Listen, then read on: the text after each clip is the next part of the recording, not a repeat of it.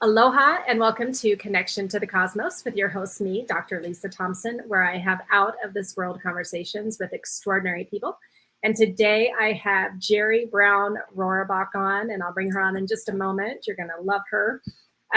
First, if you have not gotten my 20-minute free meditative journey to meet your galactic family and guides, make sure you go to mysticmanta.com and grab that journey. And I would love to hear feedback on who you meet and what that connection is like. Also, my galactic retreat experience is coming up September 14th to the 17th here on the Big Island of Hawaii in Waikoloa. And the early bird pricing for this is going to end at the end of March. So if you're on the fence, whether you're local, I have a price for that, or whether you're flying in from outside of the island, I've got a price for that for all accommodations. And so take advantage of the early bird, which ends March 31st. And then if you're visiting and, outside of that, and you want to come do a UFO tour with me, come see the night sky in a whole new way. And I'll teach you how to identify moving objects in the sky. So that can be found on bigislandUFOtours.com. Now, without further ado, I'm going to bring on Miss Jeri. Hello, Jeri. Hello, Lisa. Let me share about you for our audience. Jeri Brown-Roraback, Ph.D, CHT, has studied extensively the holistic world for over 25 years. She's a certified master alchemical hypnotherapist and certified life between life therapist, plus numerous other modalities that she uses to heal and find her soul journey. For years, she has helped many heal and find their soul journey. From growing up on a chicken farm in Montana to traveling the world, immersing herself in different cultures and beliefs for both pleasure and to hold classes and private sessions, Jeri has taken the trauma and drama in her life to living an amazing life filled with adventure. She's taken the obstacles in her life and turned them into opportunities. After 50 years, you can still find Jeri standing behind the chair in her hair salon adjacent to her well-used healing room. From those surroundings, she authored her first book, The ABCs of Never Having Another Bad Hair Day. 26 short chapters could possibly change the way you look at different issues and could change your beliefs that could change your life. Jeri moved on to author From Behind the Chair, A Soul Seeker's Journey to Freedom. She shares some of her life experiences of her soul journey and continues to show you that it is never too late to begin or continue your soul journey. This is a journey worth reading. And at 75 years old, Jeri is writing her third book, 75 Things I Learned in 75 Years. I love it, Jeri. You are an inspiration because, some people, when they reach that age that you are, they give up in life, right? A lot younger than me. I mean, being a hairstylist for over 50 years, I've watched it and how people begin thinking they're old, saying they're old, and they become old. Yes. And with no goals, no nothing. I mean, they're all afraid I'm going to retire. And I just think, if I had to sit and watch Netflix all day and have no goals, I mean, sorry, people that do it, I know you love it, but it would just be shoot me now. Yeah. And I'm working on the book, 75 Things I've Learned in 75 Years. On my computer, I was cleaning it off, and I found my fourth book almost finished, and it's a workbook to the ABCs of Never Having Another Bad Hair Day. Okay. So I'm actually working on 2 books, and now that the pandemic and I can travel again, going back to traveling the world doing this. Pre-pandemic, I was in Greece, Norway, England, India, Africa, like every 4 or 5 months. And I love that life. Yeah, I do too. I actually, for the first time in 3 years, will be taking a trip to Peru at the end of June. And yeah, I'm one who normally takes 2 big trips a year. So it's been really weird not to take the trips, although now that I live in Hawaii, I feel like I am on vacation anyway. So, well, let me get to the first question just so people can start understanding your journey of how you actually, got to being this spiritual teacher and healer, in addition to, hairdresser. So what kind of household did you grow up in? Spiritual, religious, something else? And how did that progress to you getting into the work you do? Is crazy a household? Yes, it was very chaos. My father was killed when I was 8, and I had grown up on a chicken farm in Montana. I didn't remember a whole lot of that before I started doing all of this work. But after he died, of course, our whole life changed and we had to move to town. And that's when I began seeing, but not realizing how crazy my mother was. And I mean, I'd come home from school, and if there was a U-Haul in front of our house, I knew we were moving. Wow. And then when I was 14, she took me out of this little town in Montana and dropped me in San Francisco. And I hated it. And I remember driving across the Bay Bridge in 5 o'clock traffic in the fog, thinking, I hate this place and I'm going to be miserable. Mm.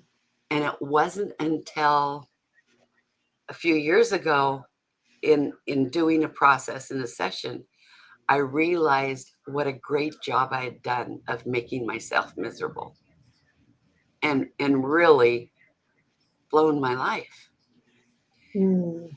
So that's why I think now I'm just kind of playing catch up and doing everything that I could have been doing back then. Okay. That's an amazing realization. And that not only did you have it, maybe recently, but that you really are shifting. Like you're growing. You're not dying No. in this life. Yeah. Although having a mother like that and moving, like in the 5th grade, I think I went to 5 different schools in 5 different states. And it has allowed me to be able to travel. Like when I went to Peru, I went by myself. Mm-hmm. 2 weeks, just wandered around Peru. It was one of the most spiritual things I ever did. But I can get on, everybody says, you're so lucky to travel. When I started going to Greece, I met a psychic told me I had to go to Greece. Somebody was waiting for me. So I went. Okay. I don't know how you find somebody that's waiting for you. But I met her on the last island. I went for a massage, and there she was. And we have been literally joined at the hip since 2001. Her daughters lived here, gone to college here, and then she went to college over in on the Big Island. And everybody says you're so lucky, but how many people get on an airplane and go halfway across the world when they met this person for like 2 hours? Yeah. They did. So that part of having that kind of a life, I think, has really been a benefit to getting me to just go, okay, let's go. Yes. Because my mother used to say, we see the best country when we're lost. Mm. And I guess that kind of stuck with me. Okay. Well, so when along the journey in these 75 years did you get trained as a hypnotherapist and the life between life certification? As a hypnotherapist, well, how about if we start where I started my spiritual journey? Okay. Yes, please. I always hated God.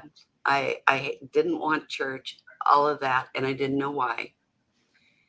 And in 93, I was going through a bad time, and it's the stories in my book. And I just ran in the bathroom and I screamed, I hate my mother. And I sat there crying, thinking, where did that come from? And then I started hearing all these voices. Hmm. And then these voices started talking to each other. And I thought I was going crazy. And I found a magazine that was on my desk, and it happened to be called Inner Words. And I looked through it, and there was one phone number, and I called her, and she said, you have to come see this man. He'll change your life. And I mean, the whole story's in my book. It was amazing. I went, and it did start changing my life in one session. And then going to follow him, you know, I met this person that went to that, and this person went to that, and I just became a workshop junkie. I was just so thirsty for it. Mm-hmm. And then in 2001, after I'd gotten married, in a session in a class, that teacher said, she put me in part of a hypnotic state, and she said, when are you going to take your knowledge and start helping people? And I said, Monday.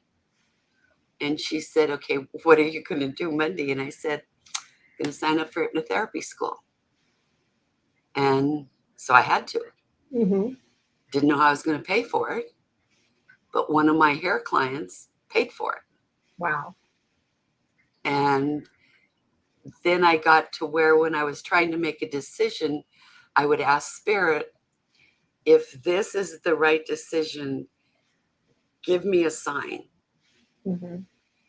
And that night I went home, and there was an email from the Michael Newton Institute saying he was going to start teaching, and would I want to come? Well, yeah. And I went to LA and went to school, and a couple years later, I went to Bedford, England, and did assisted in one of his classes. And I mean, life just started going in miraculous ways, amazing ways. I mean, things just fall in. Yeah. Well, so, and can you go into a little more detail about that? How did things start flowing for you? Well, the trip to Greece, it's, well, like you and I were talking, I really need to come back to Kona. And whenever I say I really need this, in New Year's Eve of 19, I just had a divorce, and my 20-year anniversary would have been on New Year's Day. And I knew I did not want to be home. And I can fly free. So I was just going to go out and get on an airplane and just spend 24 hours in the air or in the airports. That's my happy place. And one of my hair clients said, no, you're not. You're going to take our condo in Maui. You can have it for 10 days, and you're going to go there. And that's what I did. I went to Maui for 10 days. I mean, I was broke. I was devastated. I was everything. And here I am laying on the beach in Maui. It just works. Yeah. Well, and before we got on, you had mentioned that previous to that trip, that Maui had not really been your place. And so I would love for you to share with the audience, like what you discovered in Maui, and like why you needed that energy. Well, I've known and understood that each one of the islands has their own energy. Mm-hmm. And I'd heard that Maui is the feminine energy, but it had never connected. And even if you look down at a map, it is the bust of a woman. And I'd never been called to Maui. I'd been there a couple of times, just really not a fan. And because of my divorce, my husband went to be a woman. Yeah. Okay. So That's a big change. That's a big change, a big process. It is. Go. Yeah.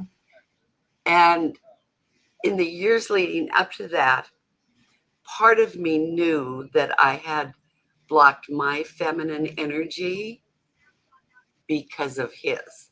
Hmm.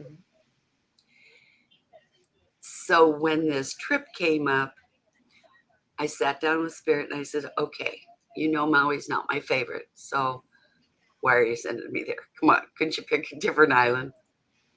And they told me that I needed to regain my feminine energy and that that would be the place to do it. So I went to Maui, and my book, From Behind the Chair, came back from editing while I was on the plane over there. And I spent 10 days laying on the grass, walking on the beach, laying in the sun, and just consciously calling in all of the feminine energy of the island. And in that 10 days, I lost like 10 pounds. Hmm.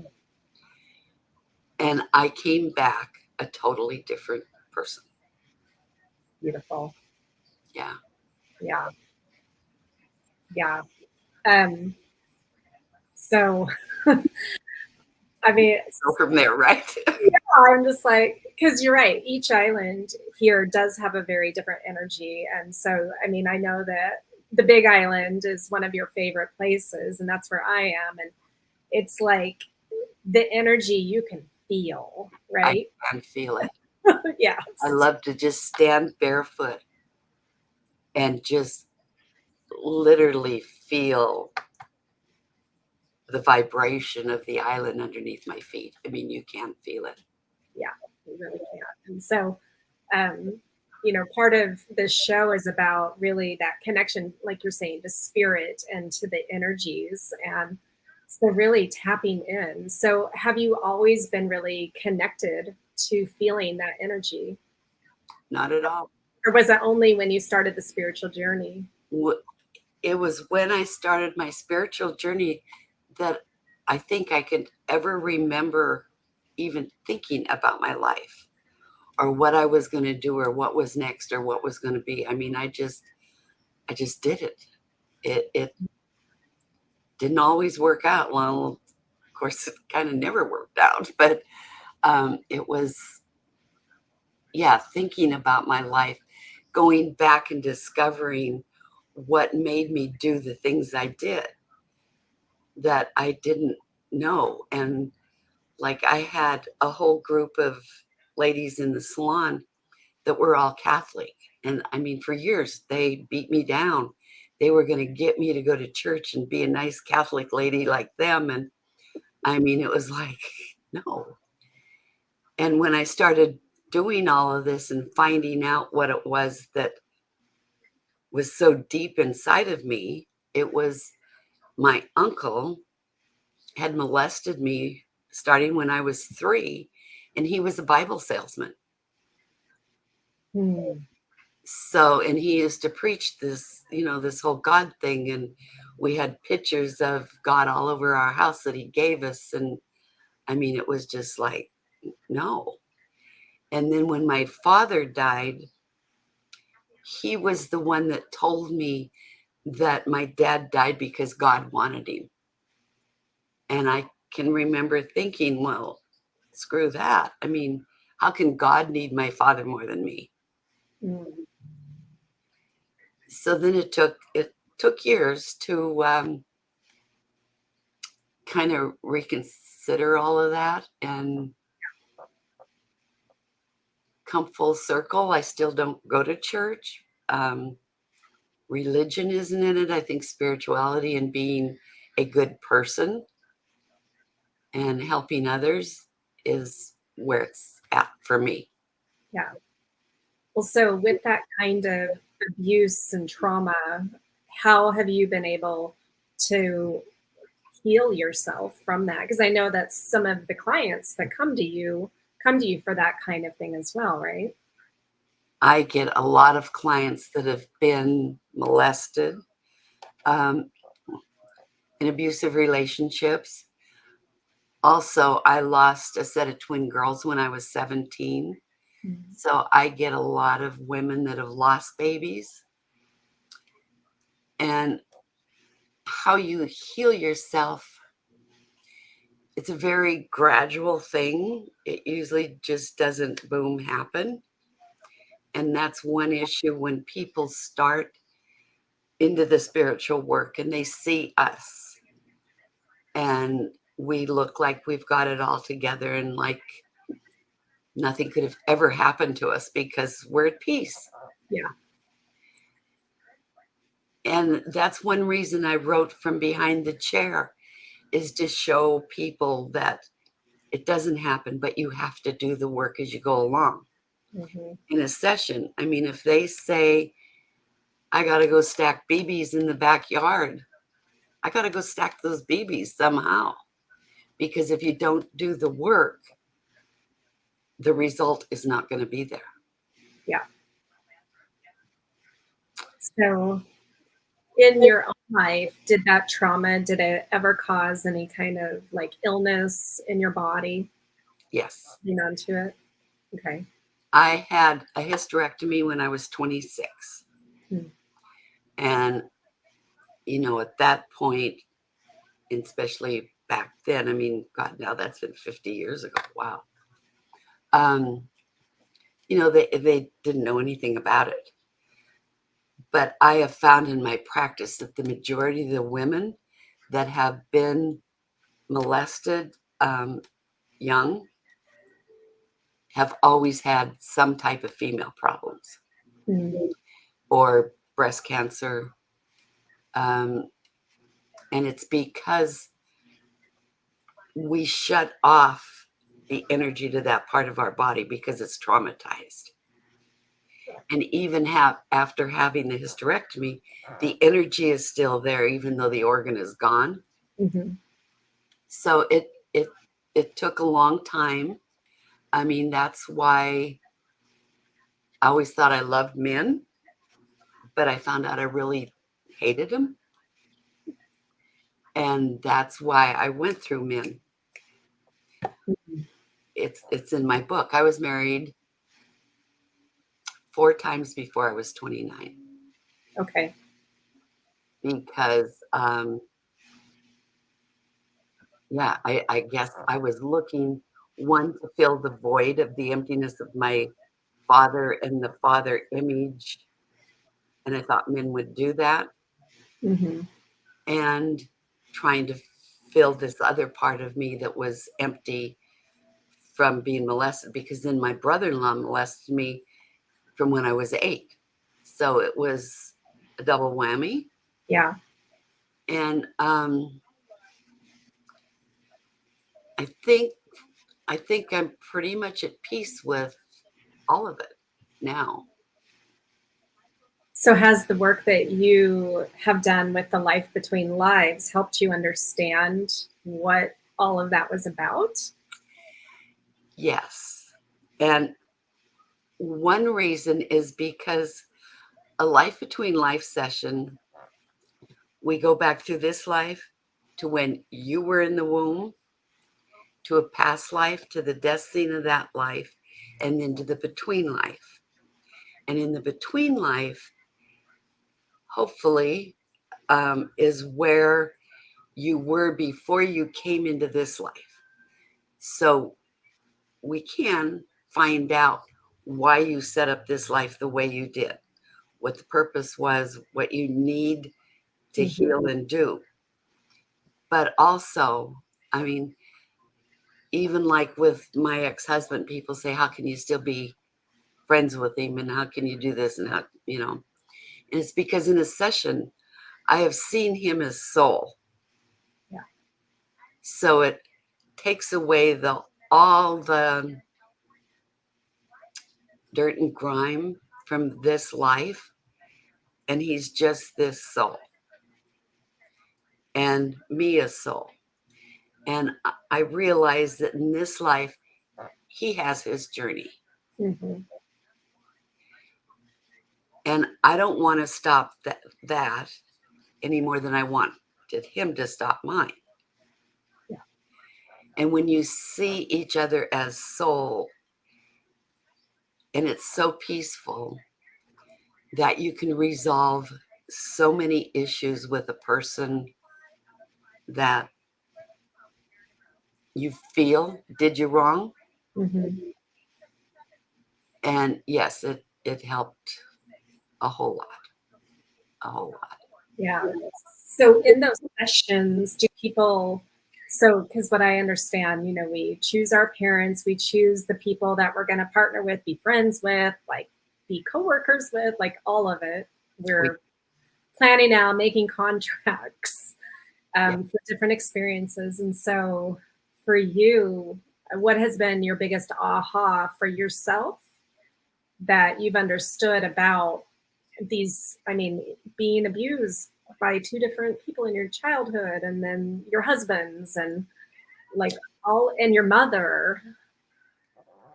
Well, in my very first life between life session, when I was in the womb, was totally life changing, because that was the first time that I ever felt she loved me or wanted me. And I'm not really sure where I got that she didn't. Okay. I mean, we pick up stuff.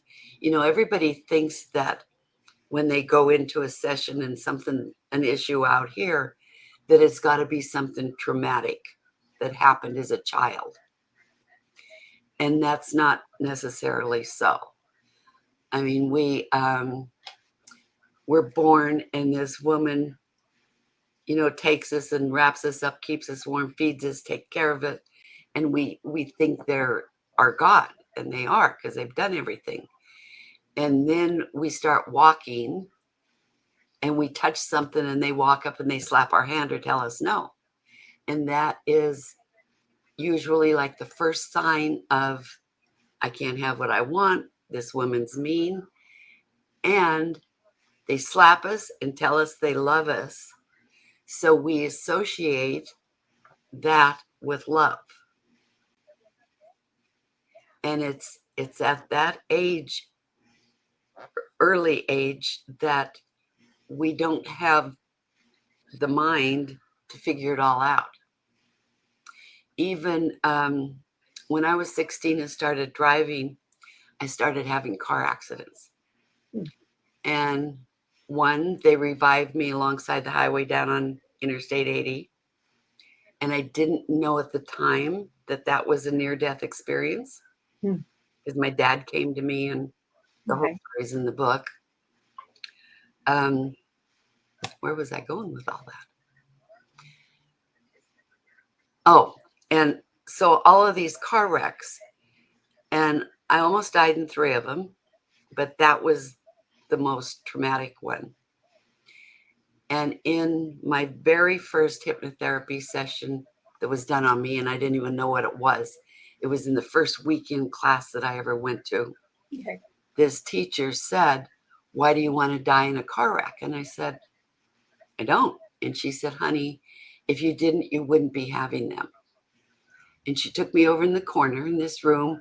There was 53 other people doing their thing in the room. And she took me back to where I decided I wanted to die in a car wreck. And it was the week that my dad was killed. And this uncle that was molesting me took me to see my dad's car. And I see his car, part of his shirt, blood on the steering wheel. And she lets me tell her all about it. And then she said, "What decision did you make?" The decision that 8-year-old made was, the only way I could ever see my dad or be with my dad would be to die in a car wreck like he did. Wow. So your subconscious goes to work making that happen. Yeah. And then she said, "Would you like to make an adult decision different from that?" And I said, "Oh yeah, I don't want to die in a car wreck. They're expensive. They hurt. On and on and on." And since that day, October 24th of 94, I have never had a car wreck. Wow.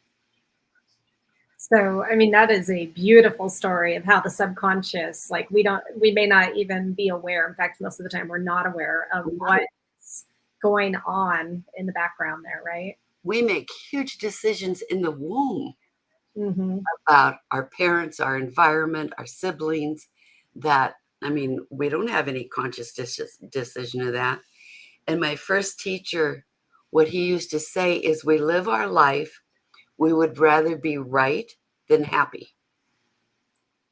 So we live our life making these decisions right, even though we're not happy. I mean, Yeah. it's crazy, but we Yeah. do. Yeah. Well, so, okay, so now if someone's coming to you, how do you know whether hypnotherapy or the life between lives is the right thing for them, or is it a combination? If hypnotherapy or life between life is right for them, Yeah, like, or like in terms of if someone's coming to you with an issue, do you know right away which of the modalities, or do you combine the modalities to help them? well, a life between life session is hypnotherapy. We Okay. use hypnotherapy to get there. Yeah.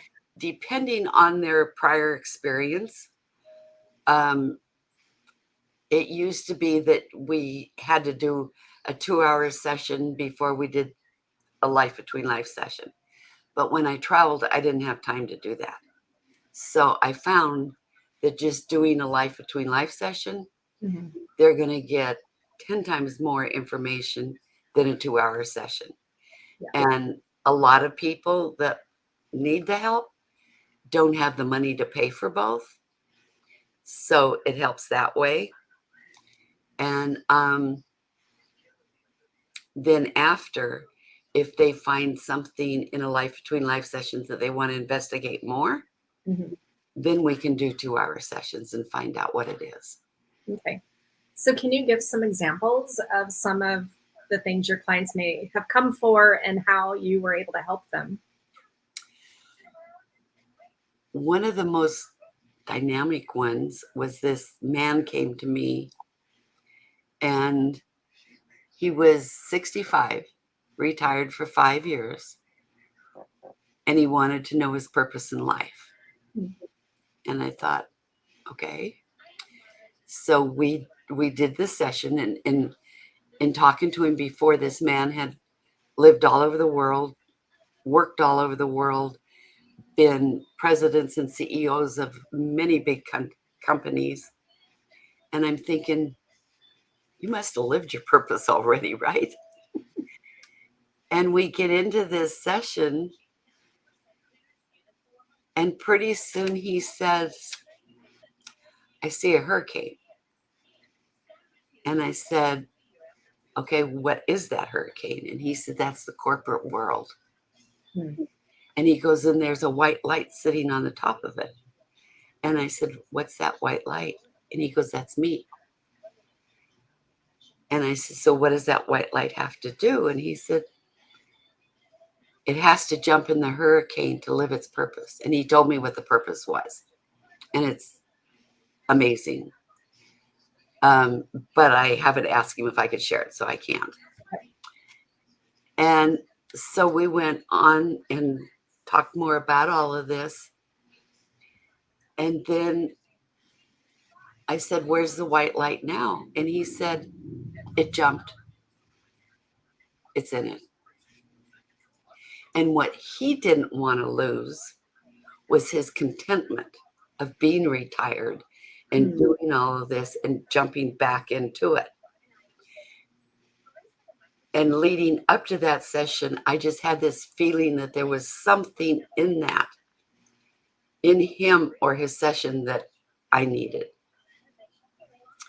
So we did all of that session, and he jumped back in. And when he got ready to leave, I said, I want you to stay in contact with me because I want to see how this unravels. Yeah. And he goes, you'll be reading about it. And I went, okay. And I've talked to him once, and yes, he's deep in it. So I'm waiting for it to all come out. But when he left and I came in here and I sat and I thought, what did I miss? What was it that I needed to see? Mm-hmm. He didn't want to lose his contentment. I hadn't been moving ahead because I was afraid to disturb this peace that I have found. So you thought moving ahead would disturb the peace? Yeah, any movement Any movement might disturb this peace. So it took a few nights of journaling and contemplating, and I thought, I just told this man that he could keep his contentment and jump back in, so I can keep my peace and jump back in.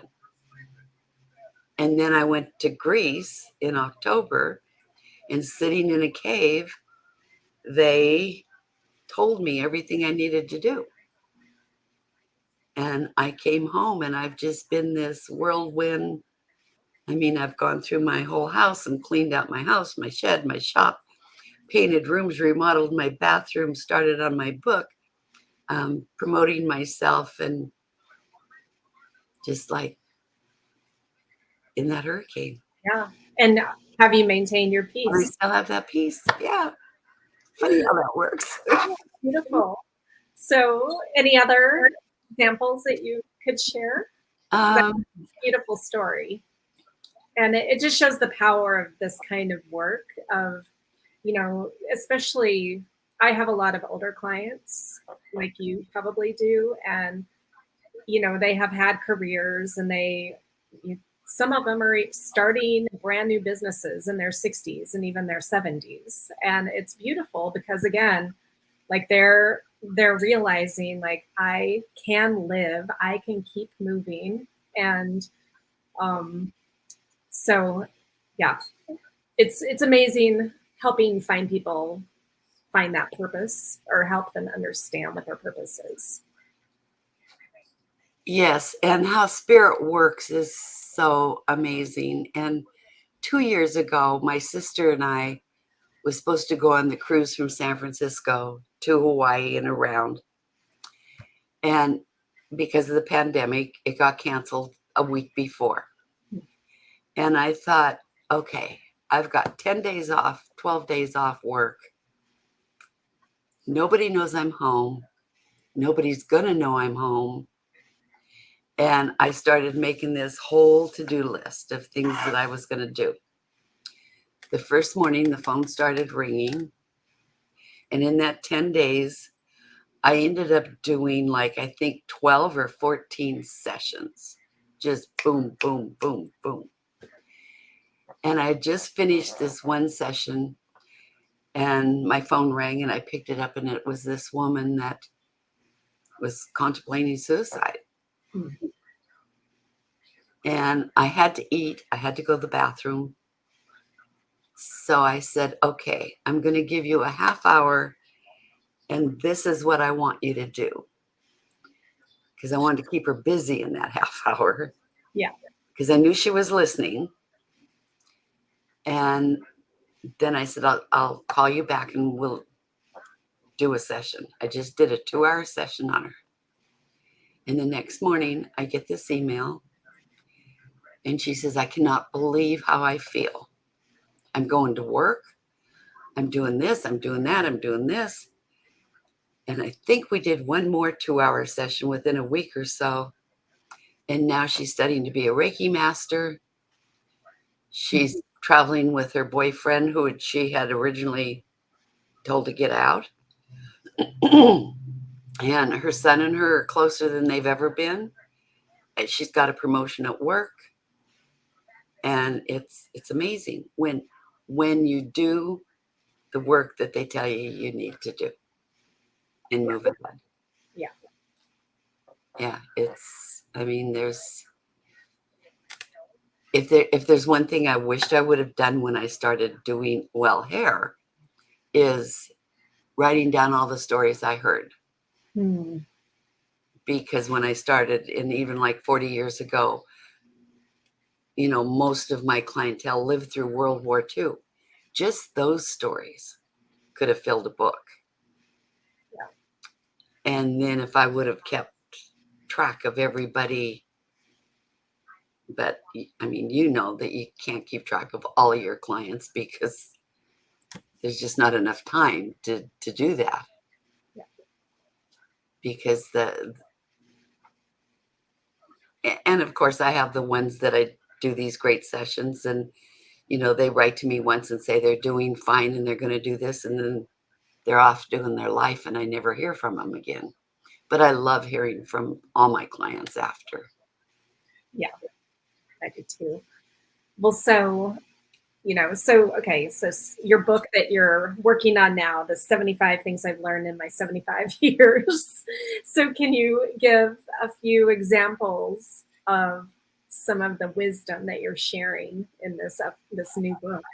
Well, yeah, just last night I gave a speech because I went back to Toastmasters, and so I had to give a speech, and it was on that book. And I said that it almost feels like everything I've learned in the last 3.5 years since the divorce.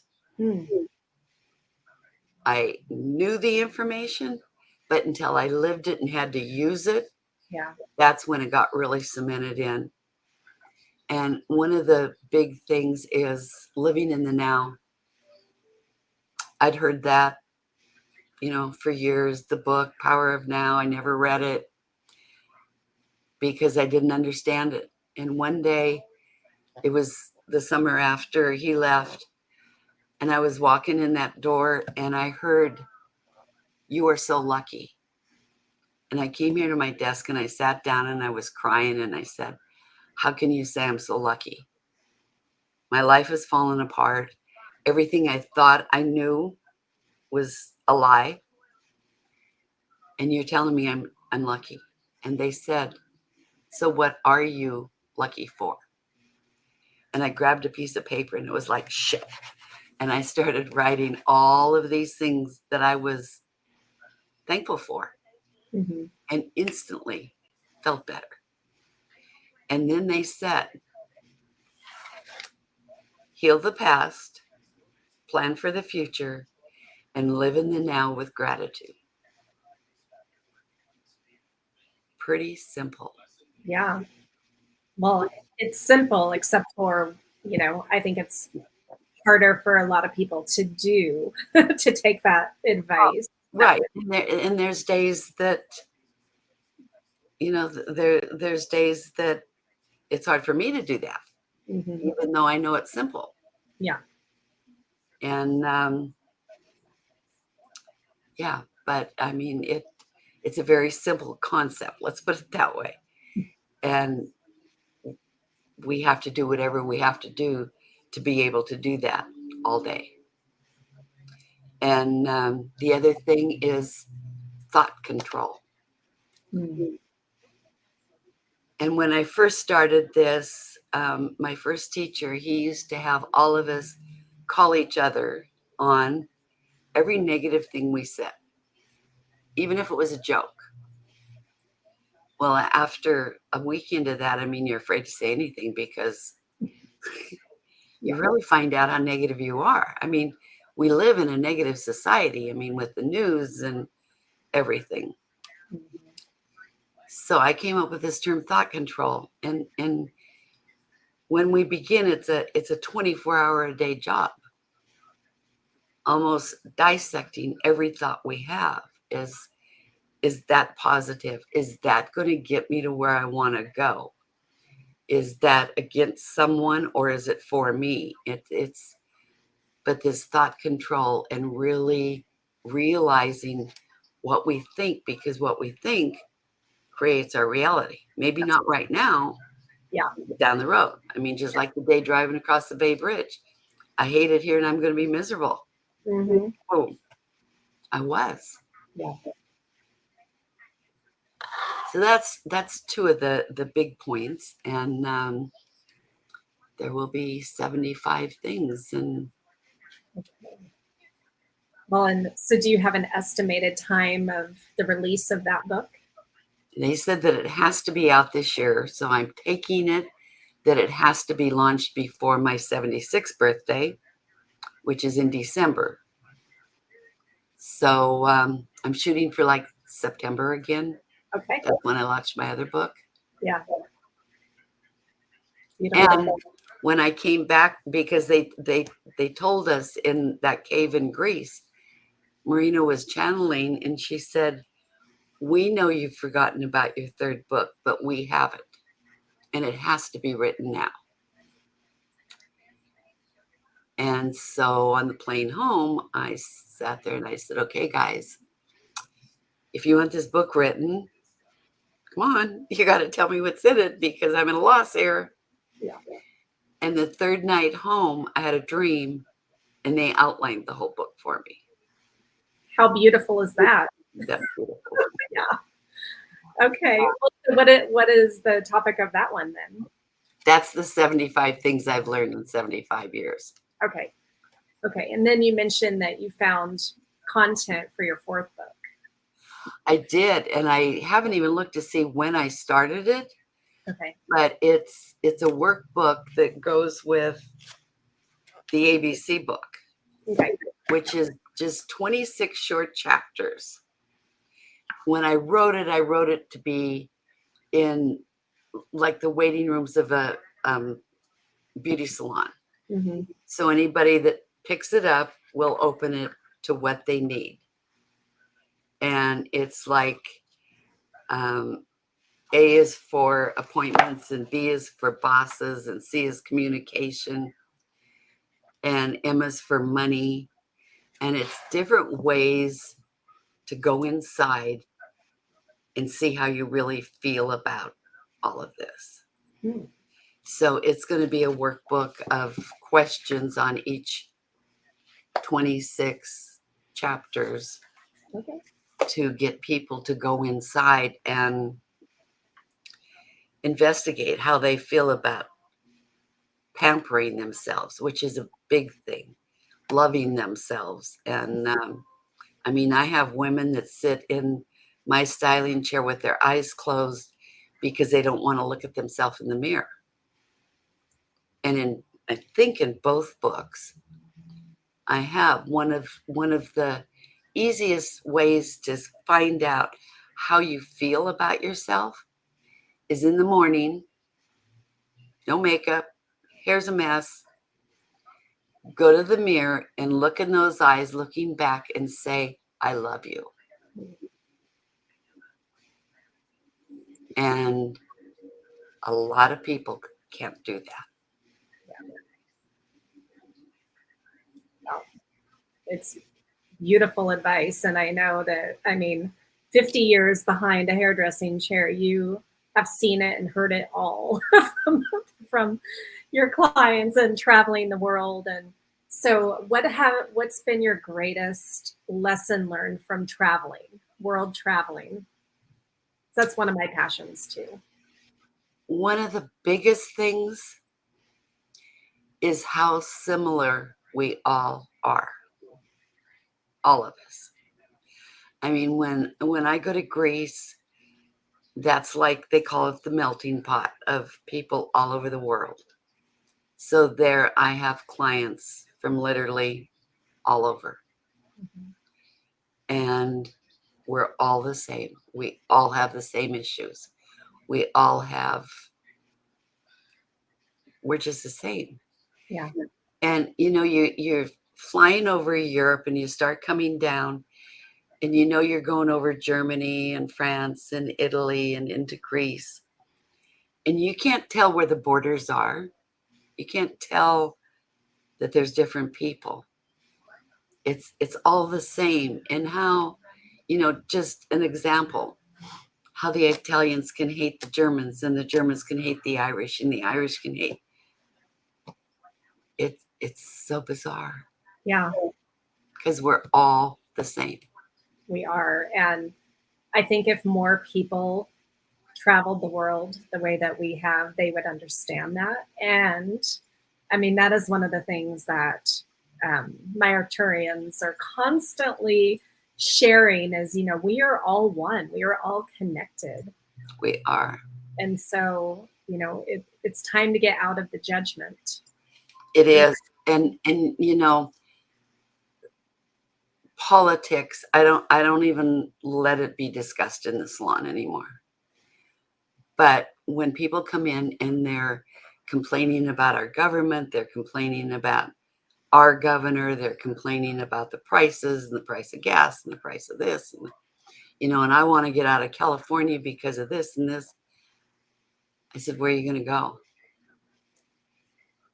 It's the same everywhere, and especially after the pandemic. Mm-hmm. I mean, one of my closest friends is in Canada. They're paying over $5 for a head of lettuce.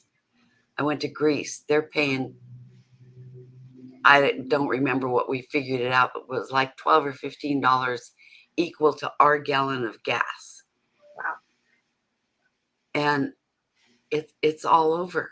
I mean, the pandemic messed a lot of stuff up, and it's going to take a long time to even get back to some kind of what it was. It's never going to go back, but somehow it's got to come to an equal. Yeah. We're all the same. So quit complaining. And what I tell my customers is, if you're not out there doing something to change what you're complaining about, you can't complain about it. You can't. And Yeah. they come in and they complain about it's cold and it's raining. And I say, didn't you complain about it being hot last summer? Oh my God, it was so horrible. I said, well, you got to pick one. You can't complain about both of them. So you can either complain now or you can wait until summer and complain then, but I don't want to hear both of them. Yeah. That's, I don't know if I could do that, be behind a chair like that with those kind of clients all the time. So I commend you, and I love the wisdom that you're bringing and, sharing with them to maybe open their minds. Years ago, I really thought that they were put in my life to torment me. I mean, I really did. And then in a session in hypnotherapy school, I found out that they all have a gift for me. And it was up to me to find the gift. Mhm. And at first I came back and it's like, okay, what have you got for me? But I really had to be with the energy of each person and find out what that gift was and what they were there to offer me. And it's amazing. I mean, I don't have one client that bugs me anymore, because either I've changed, they've changed, or they've left. Got it. And the ones that come in fit my vibration of where I am now. Yes. Beautiful. And I'm sure as you've done the deep dive spiritual work, you have seen that shift dramatically. Oh, yeah. Right. Yeah. And, when people say, how can you still be doing this? Because most hairdressers have wrist problems, arms, shoulder problems, leg problems, everything. And I say, because I have my chiropractor, I have my massages, and I have my spiritual work. And the three of them keep me going. Yeah. Beautiful. And I've really beat myself up the last month or so because I didn't start working out like in August so I could ski this year, because I didn't ski during the pandemic. And then last year there wasn't any snow. And so this year I just thought, oh, there won't be any snow. Well, now we got I think 47 feet of it. Yeah. And I can't go because I haven't built up my legs. Well, so the work that you do, can people do it distance? Like, do you do it over Zoom or over the phone or? I do it online now. I fought it for years because ones in Europe wanted it. And I said, no. I mean, I had all my blocks up. But during the pandemic, I kind of had to. Yeah. And now I love it. And it's opened up opportunities not only for me, but for so many clients that I would have never been able to connect with. Yes. And it works like a dream. Well, so how do people find you? How, if they want to work with you, how can they find you? How can they find me? Yep. My website is jeribrownroraback.com. I'm on Facebook at Jeri Brown-Roraback, and also Jeri Brown-Roraback, Ph.D, CHT. Or they can email me at powrnu@gmail.com. They can contact you. They can. Okay. Those are the main ways to do it. And we'll make sure that your contact is in the show notes for YouTube and the podcast. So people That would can be great. Yes. And I do really want to come learn about what you teach. I being connected to you somehow, and you are like a mentor, because I kind of watched you move and create what you wanted. Mm-hmm. And I just admire that so much when people do what they want to do. And we can always have more spiritual help. I don't know if you call them spiritual beings. They are, actually. Yes. So, I have my angels and my guides. And one thing that we really strive for in a Life Between Life session is that you meet your main guide or guides that you can connect with, that really pole vault you ahead if you listen to them. Yeah. And I want more help too, and I think they will help. But when we learn these guides and we learn how to know that it's them talking to us, and we have to do what they say. And in 2018, I had a little bowl on my desk that at night before I went to bed, I took all my jewelry off and threw it in there. And on Friday night, I heard, "Put your jewelry away." And I went, "Okay, I will," because it was getting big. I'd wear something different. And I said, "Okay, over the weekend I will." And Saturday night, when I did my book work, I had money in my drawer, and my girlfriend in Greece, her daughter was living here. So I had a few $1,000s that she had sent that was in the drawer. And they said, "Put that money in the bank." Mm. And I said, "Okay, Monday, I will. I'll do it." Sunday night, in the middle of the night, while we were sleeping, someone broke into our house and took it all. Wow. You think I didn't beat me up for a long time? That's a hard lesson. Yeah. Yeah. So, we have to do what they say when they say it, whether we're tired or we feel like it, or we can logic it away, or whatever. Yeah. Well, and it's interesting you talking about that, because the recent galactic sessions that I'm leading, they were my guides were telling me, like, you need to trust us. We have it. You just have to, like, get it set up, and we're doing the teaching. We're the ones giving the messages. You don't even have to figure it out, because we're here to do it. And having that kind of trust, especially for me, it's taken years for me to trust that part.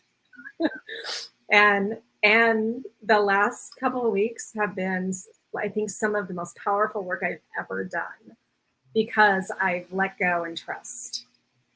Wow. Yeah. Yeah. Yeah, I know. Even when I was writing from behind the chair, and I'd go, "What am I supposed to write about?" Because I'd lived all this stuff, Mm-hmm. it just either felt pretty insignificant, or too much to write. Yeah. And they would say, write what we tell you. And then I'd sit down at my computer, get in that zone, Mm-hmm. and then read these pages after and go, where'd that come from? Right. Even the last chapter of the book. And I had already gotten the advanced reader's copy and sent it to my girlfriend in Greece. So it had gone through editing, page layout, the spine was done, everything was done. And she woke me up in the middle of the night and she said, you have to add another chapter. She said the book has to end on a different note than what chapter 28 does. And I thought, that can't happen. Yeah. And then I tried to go back to sleep. That didn't happen.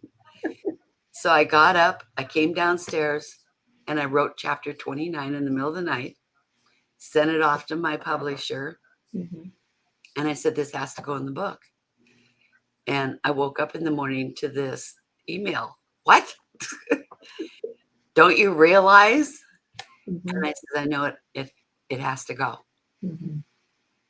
And she said, okay, it's going to cost you more money. I said, okay. Yeah. And by the end of that night, it was ready for me to okay it. And it was done and ready to go in. Beautiful. And it's a great chapter. Yeah. Well, and I encourage everyone to get that book because it is very powerful. Your story is such an inspiration for people who have gone through hard stuff in their life. Yeah. So from behind the chair. This picture and the green picture that you had on the advertising for this Mm-hmm. is on that beach in Maui. Okay. On that week that I was there. Yeah. Beautiful. Yeah. Well, Jeri, our time is up, but I want to thank you so much for being here with me and sharing your great wisdom. And I can't wait for the new book to come out. So, can't either. I hope they hurry. Yeah. Yes. So, and I love that you listen and you just trust, okay, they're going to tell me what to do, and they do. And that's actually, I have another book coming out and a new Oracle deck coming out this year. And I'm not coming up with it in my mind. It's just, they're telling me, just like you, what to do. So I know. Well, we really do need to get together. yes. Maybe what I just got is an Oracle deck on the 75 things. Ooh. Yes. I got a yes on that. Yeah, I got to meet your people. Okay. I will really try and be on it tomorrow night. But yes. Okay. And we'll connect again. This was great. I love it. Thank you so much. And for all of you watching or listening, thank you so much for your time. And I'll see you next time. Aloha.